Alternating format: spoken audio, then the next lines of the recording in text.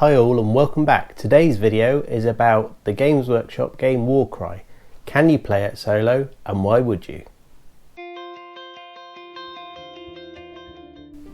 So thanks for joining us today, and if you like the video please do click the like and subscribe button and leave a comment below about what you would do differently or what you'd like to see next. So let's get into it. So let's start with why would you want to play WarCry Solo? Well, over the last couple of years we've ended up having to spend quite a lot of time at home, and we've probably all looked at our board games and gone, I wish I played more.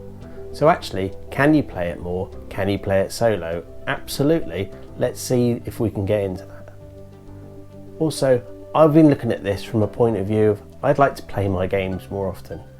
I joined a friendly gaming club and we play about once a week. But once a week for a lot of games isn't quite enough, and sometimes you're playing a certain game for a period of time and I'd like to play more, so that's what part of this has come from. Another part for me is the learning and testing and playing. These kind of games are all about you learn more the more you play. You figure out stuff out, you learn how different warbands in this case play. I'd like to play this and test it and see what really is there. One of the other big reasons for me about playing is more hobby. For me, I love a motivation to get something painted, and even just thinking about playing WarCry on a solo basis, got the paints out, got the paintbrushes out, and had got paint on the miniatures, and now I've got more done and I've had that sense of satisfaction from the hobby. And then last for me, why not? Give it a go, it's a bit of fun. We buy all of our hobby and gaming so we can have fun, so let's do that, let's get into it more. So what do you need to play WarCry Solo? Well, let's start with the easy bit. Firstly, you really need the WarCry starter boxes. One of the starter boxes, you need some basic rules, you need some warbands, you need some terrain, and you're going to need some dice. You're going to need the very basics to get going. In this case, you really only need 2 warbands. You can actually play WarCry Solo with just one warband and some additional miniatures to play beasts or void fighters, but in this case I want to play 2 warbands against each other, so I've got 2 warbands, and actually I've got a little bit more for future expansions. You're going to need the rules, but actually you can't purely play solo really with the current set of rules as they are. That's because the rules work on the basis that you've got 2 independent thinking humans, and it's really difficult to play solo where you're actually thinking against yourself. You're generally going to get into gaming yourself. So in this case I've looked at tweaking the rules and adjusting it to bring in a bit of randomness and a bit of solo play to it to see how that works. And then you're going to need a little bit of time. Time is one of the things that we all know we need a bit more of, and in this case you need a bit of time to play and game. A good game of WarCry can last about 45 minutes to an hour, a bit quicker, bit longer maybe if you're playing with someone learning the rules. So it's going to be interesting to see when solo playing, is it quicker, slower, or is it about the same time? And then lastly, and I think this is a really important thing, and we know this for playing any solo game, you need to think about not trying to game yourself, so not trying to meta game it, not trying to pre-pick a solution and then drive it to that. If that's happening, then you're really cheating yourself and you're probably going to not want to do this down the line. So I've tried to set this up in such a way that there really will be a bit of narrative, a bit of a story, but I won't have driven that myself, the game will drive that. So let's get into the rules and see what they say. Hi. So let's talk through the rules and the detail. So firstly, I've got to say there's a massive set of inspiration for these rules, and they've come from the Challenge the Void WarCry single rules. Now they've been designed around warband versus single fighters or sort of rogue fighters who aren't really a same warband, but the detail within those rules has been really useful. There's a couple of other links and details which I've stuck within the files here, and if other people are interested I'll publish the rule set so people can look at it. Also within Tomb of Champions 2020 there's some rules around the wild fighters, very close to the void fighters rules, but also some further inspiration that I've really been able to use to take forward. So I've split this into preparing for the battle and then actually into its detail itself. So let's go through it. So preparing for the battle, it's basically every warband should be created the same as it is in a campaign or an open play. And I'm just going to try and do this on an individual basis and not think about the other warband and what people are playing and the detail going through. But there is a bit of a note there, if you're taking on a convergent or a key battle, you've got to also play the arbitrator of the campaign as well. So you've got to think about, is it fair, is it set up right? Similar to how some games balance games with inducements or something like that. Throw a monster into it if need be. One of the things that is also then quite important is range definition. So it's quite difficult within a game to work out what people will do or what they would do and how they would react if you're both players. So to try and get around that, I've tried to define the combat range, and this is using some of the other rules. So combat range is if a visible enemy has a direct line of sight and is within range, that is combat range. Threat range is quite similar, where they're in threat of the longest characteristic weapon, and again it's within visibility, and then beyond threat range is when those aren't applicable. So you're sort of trying to work out when people can see they're a bit under threat, when they can see they're in an opportunity to get into a fight, and when they're just hidden around the corner from someone and they don't know someone's there. I'm really trying to bring that in. Now within WarCry, one of the things at the start is the setting up the battle groups and the different assignments to the groups. Now I've tweaked these slightly because I really wanted to have a way that you could do it, but it actually meant something for the individuals. So firstly, you start by randomly assigning a third of the fighters into the shield group, and then you put one fighter into each of the dagger and hammer. But I've put a note there that if you've got more than 3 fighters randomly assigned, you put one into each of the dagger and hammer when you do it. What I didn't want to do is end up with a shield being always a third or nearly a half full, when actually when I've played WarCry you tend to balance the groups a bit better, because you don't really want to end up with everything in one and then being in trouble with it. I've then just tidied it up so you can make sure you're still within the rules and you go forward.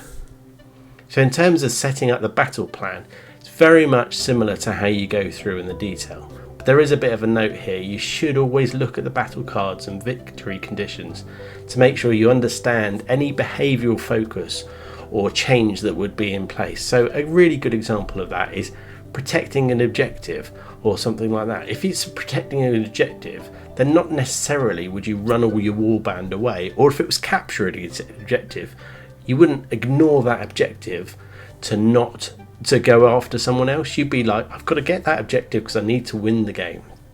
So you're trying to take into consideration. So it's best if you do this at the start and you think through that. And it might be best to actually leave it as a note so you can really focus on the detail behind it.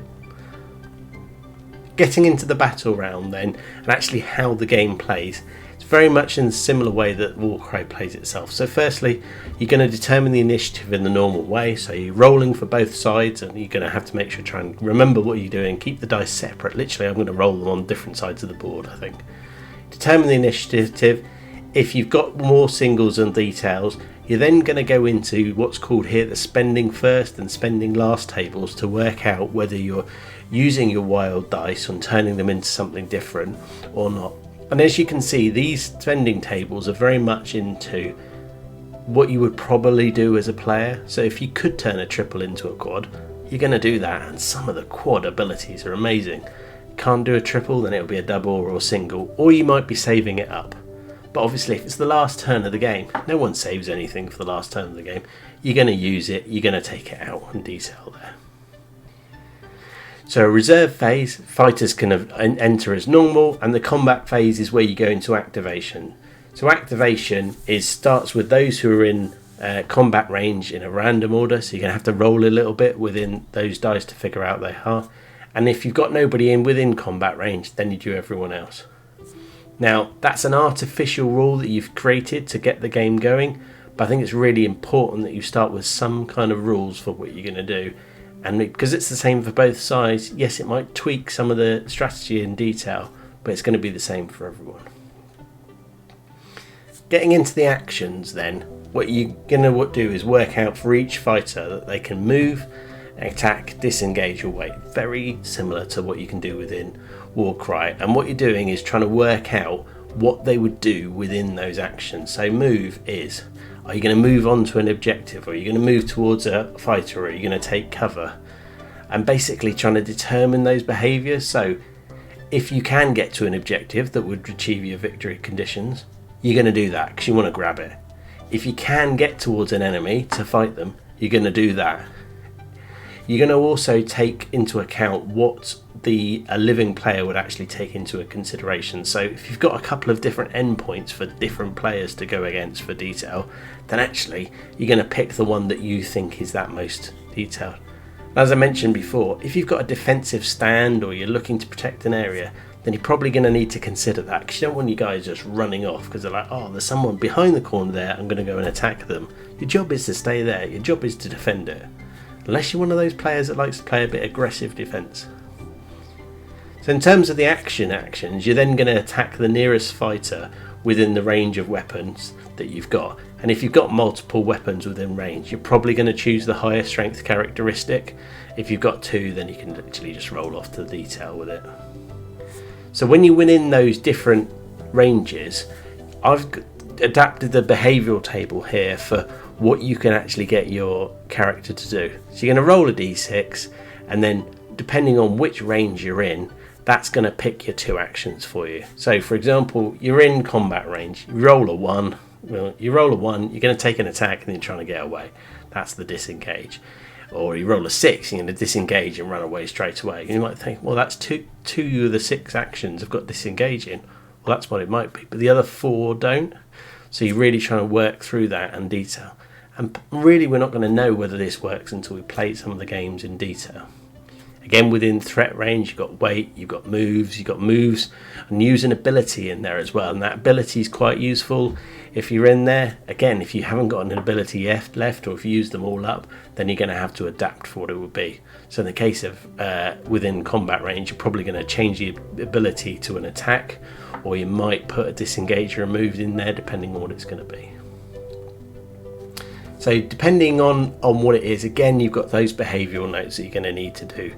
So there are some ways within some of the solo rules of pre-picking the ability and assigning them to fighters. I really didn't like the idea of that, especially from when I've played Catacombs. Depending on what fighter is where, you might use a very different action. So for example, with the Shadow Stalkers, using fly is really important, but only for certain times, only for certain fighters. You're not going to want to do it just because it was the thing that came up. So you're going to need to work through what's the needed to do and how to do that. And there you've got the replacements in there. And go through that in detail. Now what I've then tried to do is and this is to give myself the notes, because these are for me, but I'm happy to share them. As I said, it's difficult to simulate a human opponent when you are also the opponent yourself. So those behavioural tables are trying to do it to take away or what would I do when I do this, and you're almost thinking 3 moves ahead and trying not to game yourself. So dice are taking that, and that's going to add a bit of randomness in it. There are going to be times when people do something that you think's a bit stupid, and you think, I definitely wouldn't have done that. Chalk that up to learning, take that into a real life situation when you play it, and don't do that yourself. For me, one of the things, and I've said it before, is about adhering to the spirit of the rules and not trying to fix and fiddle it to certain someone win. And part of that is going to be going, if there's an overriding victory condition, go for it, do it, you know what you want to do. And also that last turn, you're sort of going to need to bend some of the behaviour routes a little bit, because in that last turn, you know you're going to try and do whatever is needed to win, and therefore disengaging might not be something you actually want any of you guys to do, because you'd never do it in reality. It might be that all-out rush just to do that last gasp, trying to pull off that win. So those are the rules. I'm happy to share them if people want to. Please comment below, and we'll see where they take us. So where am I in terms of setting it up? Well, I'm lucky enough to have the Catacombs starter set, so I can actually play Catacombs games and the normal WarCry games. I've got the battle card set as well, so I can really play through the different terrains and twists and details. Now, because I had the starter set, I've got those 2 wall bands to start, and you can see here I've actually managed to put some paint and detail onto the miniatures.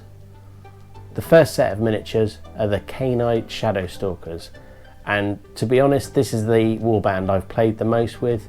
They really appeal to my dark shadows moving around and assassinating. They're a bit like Dark Elves in Blood Bowl for me. I saw the miniatures and I loved the miniatures, and I've had real good fun painting them up. Against them are then the Scions of Flame, who really look like the kind of guys you don't want to run into in a corridor. They look like they'll bash you, crunch you, and then come back for some more. But I'm really glad to have got into those and painted them so far. I'm also lucky enough that recently I've had a birthday, and it's been a hobby birthday. So for that, I got lots of these, which are the Art of War tokens. I don't know if that's going to show up reasonably well. These are tokens that come already cut with the symbol on, and actually I've used the Sharpie and a colour to put that colour onto them, and you peel that off. It's a really satisfying hobby. It does take a little bit of time, but it will give me some clear tokens to work on, as I know the cardboard ones will get crushed and detailed.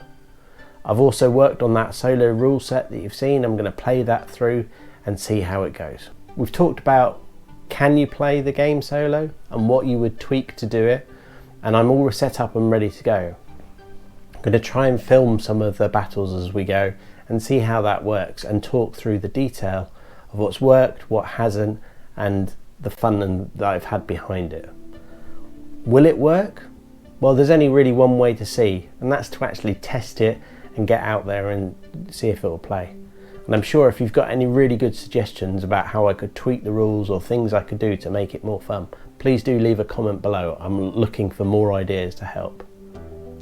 I'm going to start with a single battle with the 2 warbands, but I'd really like to expand this to the campaigns and playing through the detail there. There's lots of really good narrative within the WarCry rules for the different warbands and working them through, and the ability to have more than 2 on the go at any time, so different warbands in different places and playing different battles. And I've got a little bit of WarCry pile of shame now, and it'll be a great excuse to start and putting things together and start to get some more paint on miniatures and some more hobby done. So really, that's where I've got to so far. Looking forward to giving WarCry a go solo, and I look forward to seeing you soon.